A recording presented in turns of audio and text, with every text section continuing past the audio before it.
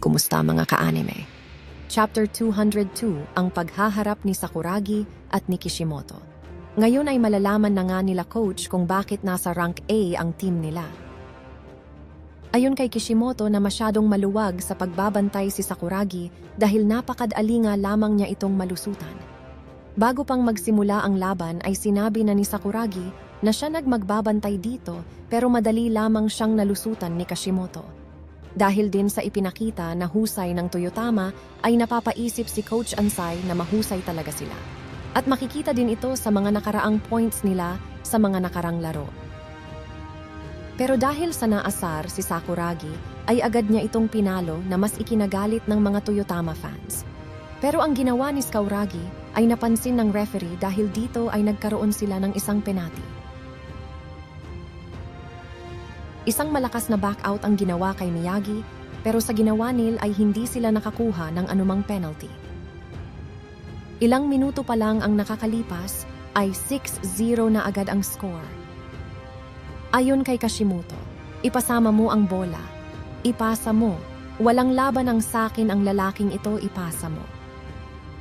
Pero pagpasa pa lang kay Kishimoto ay agad na niyang itong ipinasa ng napakabilis sa ace nila.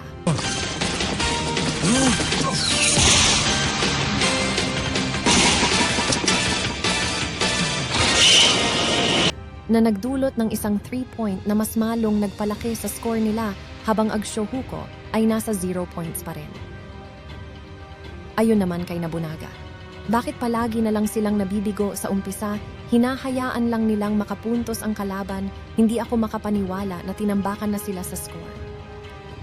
Pero para sa coach nila, ang ganyang uri ng bilis ay isang sa mga katangian ng Toyotama. Pero para kay Coach Ansai, na ang bawat manlalaro ay may kanya-kanyang katangian at talento. Ayon sa ace killer na, first year ka palang Rukawa, di ba ipakita mo ang lakas mo? Ayon sa informasyon galing sa kainan na ang team ng Shoyo ay natalo sa Toyotama. Dahil dito ay tingin nila na mahihirapan ang Shohoku sa laban na to. Pero para kay Maki, na kung nag-improve lang ng mas maaga si Sakuragi, ay mas masayang manoorin ito.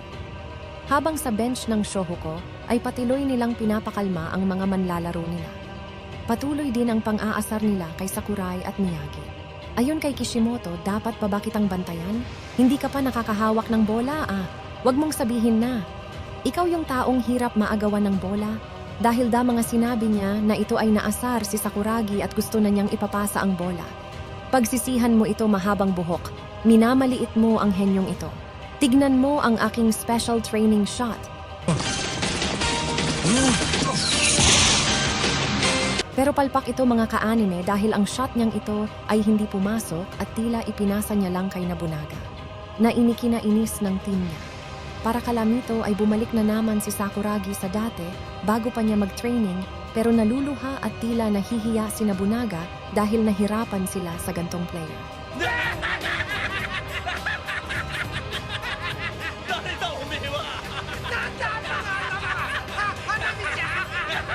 Nagdulot ito ng tawanan sa buong gym na pangiti na nga lang si Maki dahil para sa kanya ay wala pa ring pagbabago.